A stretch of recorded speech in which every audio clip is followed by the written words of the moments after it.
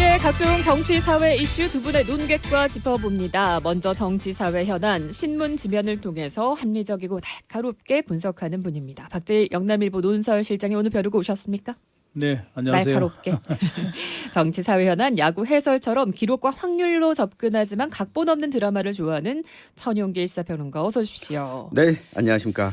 자, 이재명 대통령의 해외 첫 순방 일정이 마무리됐습니다. 무려 3박 6일의 긴 일정으로 일본과 미국을 오갔는데요. 일단 새 정부의 외교력 어떤 점수 주시겠습니까? 저요? 네.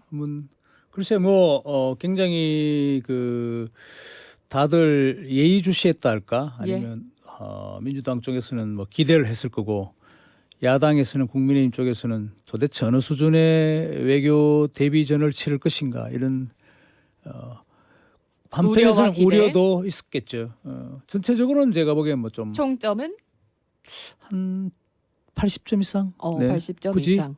예. 천용길 시사평론가는요? 좀 100점 만점에 90점 주고 싶습니다. 그 점수를 주신 이유들이 있으실 거 아니에요. 90점? 네, 예. 네, 우선은 이 전임 정부와의 비교가 또 두드러졌다. 이 외교에 있어서 준비의 정도, 그러니까 대통령이 외교를 하는 데 있어서 어떤 준비를 해야 되고 얼마만큼 준비를 했는가를 이 상대방 외교 국가 정상에게도 보여줬지만 이 국민들에게도 좀 각인이 됐다. 특히 이번에 만년필이라든가 제작 만년필. 네, 그 피스메이커, 페이스메이커 이런 라임을 맞춘 단어들까지도 이것들 다 모두 준비됐다고 봐야 되겠죠. 정교한 네. 준비. 우리 어떻게 보면 외교를 다뤘던 모든 분들에게 이제 다 90점을 주신 거라고 볼 수 있겠네요. 그렇습니다. 전체적으로. 네. 자, 박대일 실장님. 그럼 제가 좀 상대적으로 좀 짜게 준 편인데 80점. 그 이유를 설명을 좀 드리자면 제 감상평이긴 하지만 한국이 과거와 달리 그 리스펙트 미국으로 보면 존중을 좀 덜 받는다는 느낌이 들죠. 물론 우리 지금 그 계엄 이후에 여러 처한 상황이 있고 또 외국에서 볼 때는 외국 정상이 볼 때는 네. 대통령이 볼 때는 상대국의 전직 대통령이 수용 생활을 한다. 감옥에 가 있다. 어떤 연유로든 그게 정치적 보복이든 뭐든 간에 이게 굉장히 불편하게 다가와요. 그런 이제 상황적으로 어려움이 있기는 하지만 어쨌든 다 뭉뚱그렸으라도 또 한편으로는 트럼프가 굉장히 돌발적인 대통령이신데 그것까지 다 감안하더라도 미국이 전체적으로 미국 정치 전체적으로 한국을 보는 것이 과거 이재명 대통령, 이명박 대통령이나 아니면 박근혜 전 대통령 이런 쭉 이어지면서 최근에 우리가 봐왔던 것과는 달리 좀 리스펙트, 존중하는 부분이 약해졌다. 저는 그렇게 생각하고 있습니다. 자, 한미 정상회담에 조금 비중이 있게 또 점수를 주신 것 같은데요. 그 한일 정상회담도 앞서 있었잖아요. 좀 시점이 이례적이었습니다. 미국보다 일본을 먼저 방문한 것. 이 점은 어땠다고 보세요? 네, 천용길 저는 시사평론가? 이게 한일 관계와 관련해서 이 한미 정상회담 전에 방문했던 게 좀 긍정적이지 않았나. 이것도 준비된 시나리오가 아니었나 보여지는데요. 네. 실제로 한미 정상회담 중에 트럼프 대통령이 그 한국과 일본 간의 관계가 안 좋지 않냐, 우려된다라고 질문을 하지 않았습니까? 했죠. 이 질문에 대해서 이재명 대통령이 그럴 줄 알고 일본에 가서 미리 총리를 만나고 왔다. 이 걱정하실 만한 문제는 마무리 지었다. 이렇게 이야기를 했거든요. 네. 이걸 고려한 걸로 보이고요.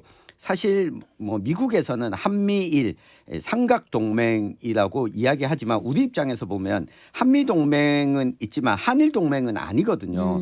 이 부분을 좀 풀려고 했던 걸로 보이고 제가 이 장면을 보면서 우리 그 신라의 삼국통일을 이끌었던 김춘추 네. 태종무열왕이 떠올랐는데 오. 당시 김춘추가 642년에 고구려에 갔다가 감금되거든요. 이 동맹을 하려고 했다가 그 뒤에 김춘추가 처음 찾아간 곳이 일본이었고 왜를 찾아가서 이 협약을 맺고 그 다음에 1년 뒤에 당나라로 가서 그러니까 원군 요청을 하게 되면서 징검다리 외교를 성공하게 되죠. 그 결과가 이후에 삼국 통일까지 이어지거든요. 예. 그런 모습을 좀 보여준 것 같았습니다. 예. 박재 실장님, 그 일본 먼저 방문한 것 괜찮은 선택이었을까요? 트럼프가 그 이제 얘기를 했죠, 공식적으로. 한국 너네들은 그 일본에 대해서 앞서가지 못하고 뭔가 그 아주 고착돼 있는 네. 그런 분들이신데 일본은 잘 앞으로 나아가더라.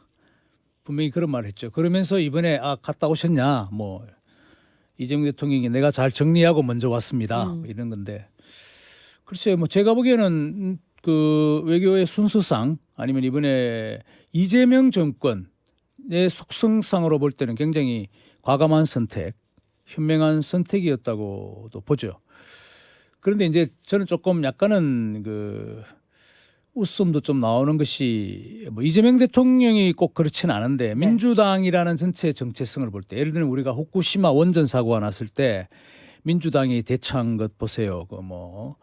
그 바닷물이 태평양을 돌아가 우리한테 오는 것이 동해안에 올 수 있는 가능성도 뭐 적지만 일본에 더 강경해야 된다라는 거기 민주당 입장. 조금의 바닷물 섞인 것은 우리가 먹지 않겠다 하고 그걸 수입하지 말라 그러고 그리고 뭐 여러 그런 뭐 죽창과 한일 정보 협정을 폐기하고 그랬잖아요. 그래서 민주당이 역시 좀 뭐랄까 철이 없을 때 야당일 때는 그런 뭐 무책임한 얘기를 하지만은 막상 이렇게 이제 권력 국가를 전체적으로 운전하는 입장에 있다 보면은 그렇게 쉽게 떠들지는 못한다. 일본도 우리가 막무가내로 대해서 국민적인 그 이념적인 그 적개심을 불태워서 정권을 유지하고 이런 아니면 정권을 쟁취하고 하는 권력을 찬탈하고 하려는 그런 도구로 좀 쓰여지기에는 이제 시대가 지났지 않나. 또 그런 점을 민주당도 아마 지금의 집권 세력들도 좀 느꼈을 거라 생각합니다. 네. 예, 한일 정상회담 이후에 또 일본 측의 반응도 눈에 띄는데 미국보다 일본을 먼저 방문한 또 한국 대통령으로 또 기록이 될 것 같고 그러다 보니까 이시바 총리의 지지율이라든가 또 주류 사회 편견에도 여러 변화가 있었던 것 같습니다. 두 나라 관계 개선이라든가 한미일 공조에는 좀 분명히 긍정적인 신호로 읽힐까요? 네, 그 실제로 8.15 광복절 이 기념사를 보면 이재명 대통령이 미래를 지향하겠다는 메시지를 먼저 내놨거든요. 네. 사실 그 한일 정상회담 직전에 8월 15일 광복절이 끼어 있었기 때문에 이 메시지의 연장선상에서 한일 정상회담도 이뤄진 것 같고요. 이번에 양국 관계에 대한 이 포괄적인 문서를 작성한 게 2008년 이후에 17년 만이거든요. 네.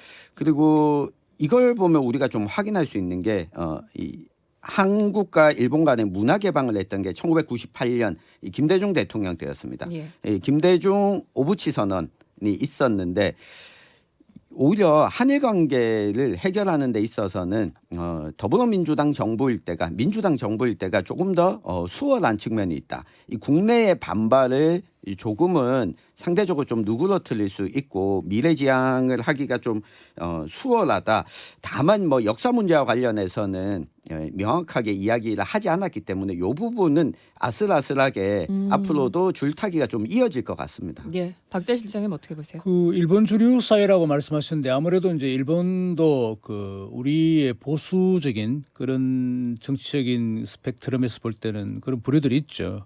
그쪽에서는 한국의 어떤 반일주의라든가 특히 지금 민주당 정권에서 바라보는 일본에 대한 시각을 탐탁지 않게 생각하죠. 네. 근데 마침 이번에 그런 것을 무릅쓰고 가장 먼저 첫 상대로 자신들 일본을 택해줬다는 데서는 좀 고마움을 느낄 것이고 뭐 그렇다고 해서 그 어떤 일본의 보수 집단이 갑작스럽게 한국을 보는 시각이 이번에 180도 달라질 것이다 이렇게 기대하기는 어렵겠습니다. 특히 뭐 이시바 시게루도 지금 본인의 총리직이 목이 간당간당한 것이죠. 곧 아마 퇴임할 가능성도 있는데 이번 한일 정상회담에서 굉장히 높은 평가를 받았다 하지만 또 일본 국내 정치가 그렇게 사정이 만만치는 않은 것 같습니다. 다만 이제 저희들이 한국과 일본의 관계를 볼 때는 이재명 대통령도 얘기를 했다시피 뭐 앞마당을 같이 쓰는 그런 이웃 국가인데 썰린 국가인데 어떤 경우에는 일본 도쿄에 가서 전심을 먹고 뭐 저녁에 대구로 온다는 사람들도 있을 정도인데 네. 그런 지리적인 역사적인 관계에 떠나서 지리적인 부분 또 우리의 모역이라든가 여러 정치적 이해관계가 밀접하게 연결돼 있기 때문에 어느 집권 세력이 들어오든 누가 대통령이 되든 아마 어쩌면은 우리가 미래에는 최우선 순위로 고려해야 될 나라가 아닌가 이런 생각도 듭니다. 예.